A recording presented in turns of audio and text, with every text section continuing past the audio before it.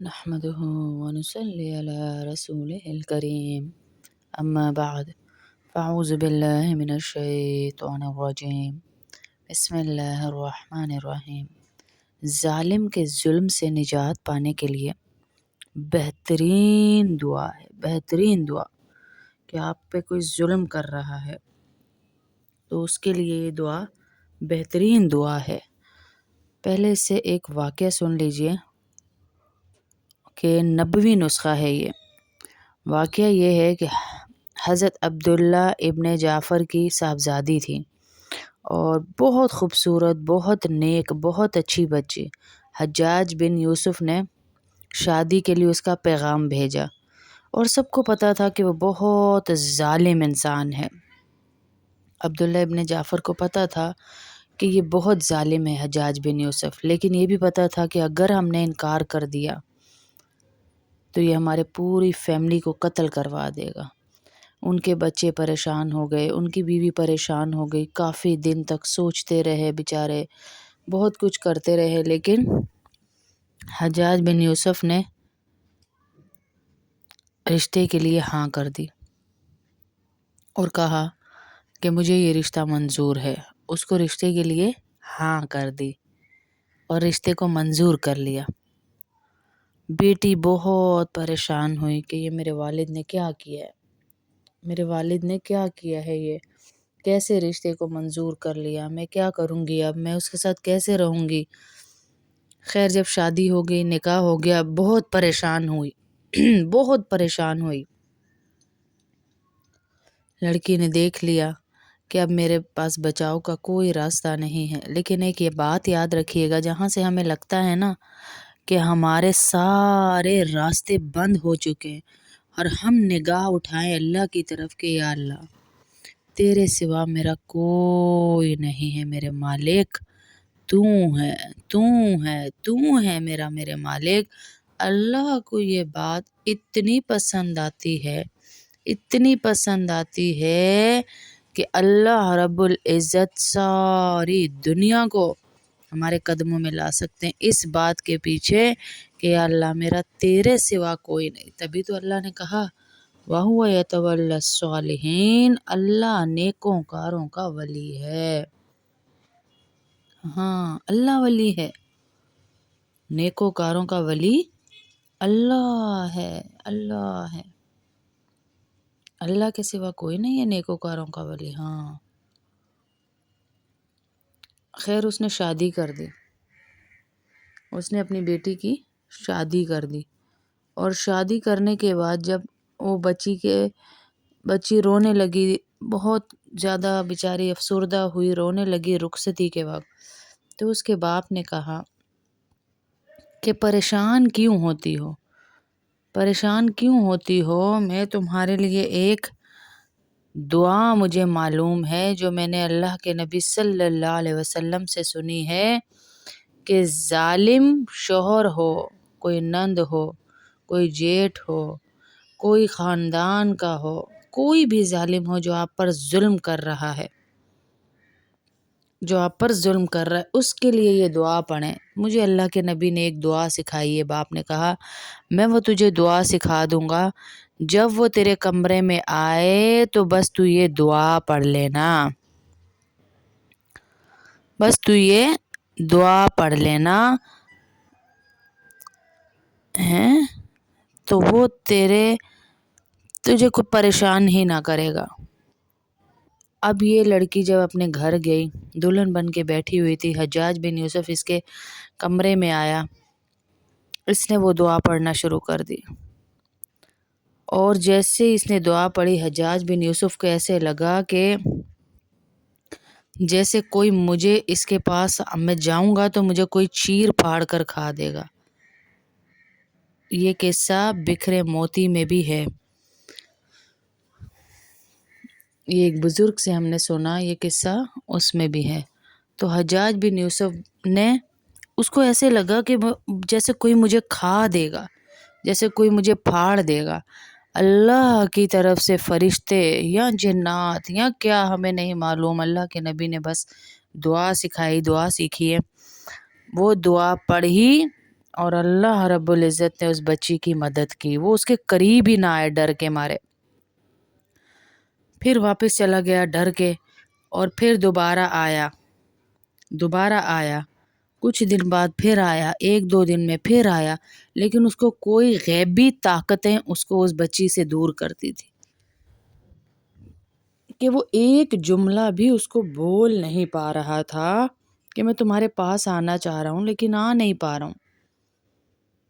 اس ظالم سے بچایا اس دعا نے، لا الہ الا اللہ الحلیم الکریم سبحان اللہ رب العرش العظیم الحمد للہ رب العالمین۔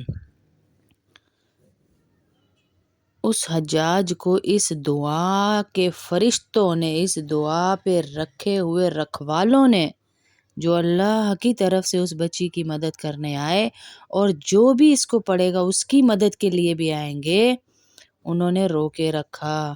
تو اب جن کے بچیاں اپنے شوہروں کے مظالم سے تنگ ہیں، اپنے سسرال کے ظلموں سے تنگ ہیں، تو وہ یہ دعا پڑھیں، ان کی مائیں پڑھیں، وہ بچیاں خود پڑھیں، ان کے گھر والے پڑھیں، سارے ان دعاؤں کو ورد رکھیں، تو انشاءاللہ اللہ رب العزت اس کی جان چھڑائیں گے۔ حجاج بن یوسف نے خود ہی کچھ عرصے بعد ڈر کر اس بچی کو چھوڑ دیا اور اس کی شادی کہیں اور ہوئی۔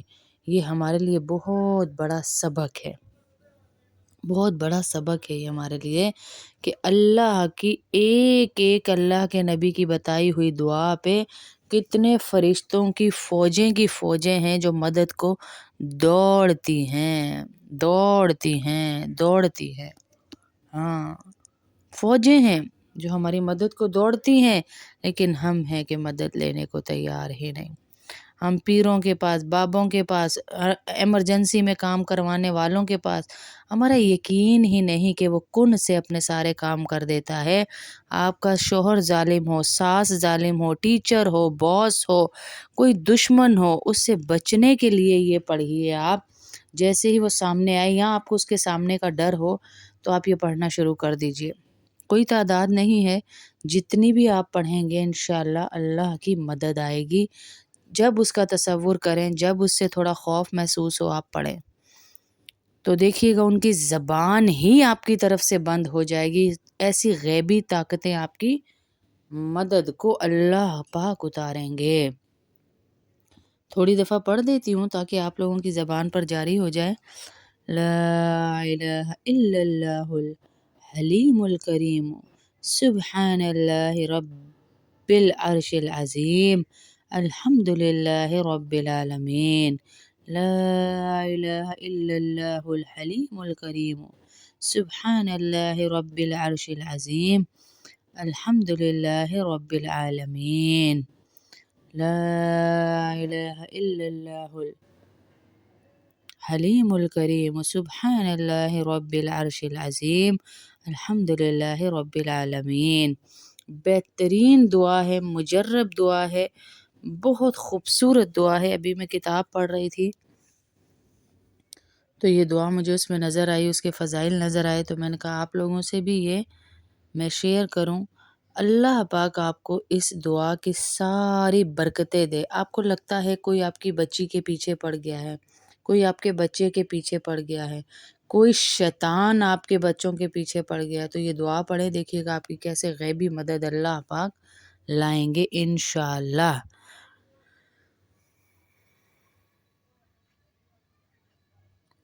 لا الہ الا اللہ الحلیم الکریم سبحان اللہ رب العرش العظیم الحمد للہ رب العالمین۔ لا الہ الا اللہ الحلیم الکریم سبحان اللہ رب العرش العظیم الحمد للہ رب العالمین۔ انشاءاللہ اللہ کی مدد، بلکہ نقد مدد آئے گی۔ اللہ کے نبی صلی اللہ علیہ وسلم کو جب بھی کوئی سخت امر سخت کام پیش آتا، جس میں انہیں مشکل پیش آتی، تو اللہ کے نبی صلی اللہ علیہ وسلم یہ دعا پڑھتے، اس دعا کو پڑھ کر اپنی مشکل کو حل کرواتے۔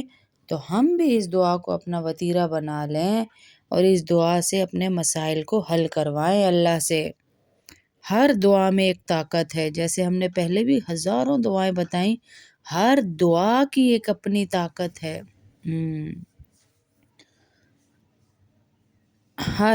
ہر دعا کی ایک طاقت ہے، تو ہم ہر دعا پہ پورا یقین رکھیں۔ یہ نہیں کہ باجی ایک پڑھوں تو ایک چھوڑ دوں، نہیں، ساری پڑھیں، ساری پڑھیں، ساری پڑھیں، جس کا جو ٹائم ہے اس ٹائم پڑھیں۔ اپنی دعاؤں کے ٹائم رکھیے، کیا پتہ کون سا ٹائم قبولیت کا ہو، کہ یہ دعا میں نے اس ٹائم پڑھنی ہے، یہ دعا میں نے اس ٹائم پڑھنی ہے، تو ہمیں نہیں پتہ کہ کون سا ٹائم ہماری دعا کی قبولیت کا ٹائم ہو۔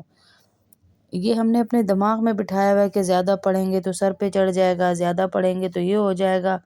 ارے جتنا زیادہ پڑھیں گے اتنا زیادہ اثرات نظر آئیں گے انشاءاللہ، اتنے زیادہ آپ کو فضائل